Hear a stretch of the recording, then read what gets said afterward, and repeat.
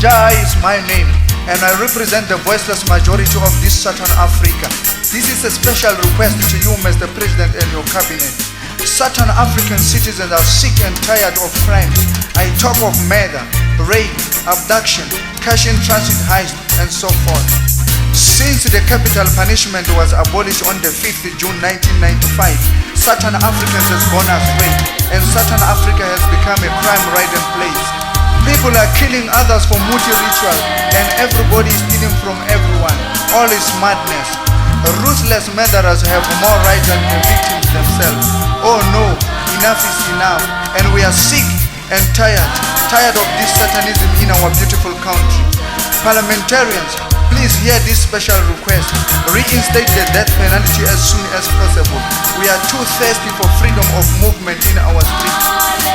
If you fail to lower this crime rate that goes higher and higher in every day of our lives, you better submit all the criminals to the people's court, and you're gonna see what will happen to them.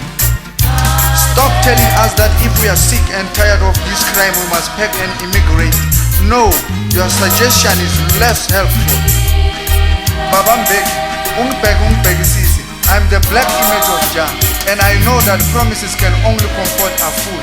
So I'm not a fool, but I'm an intelligent Rastaman.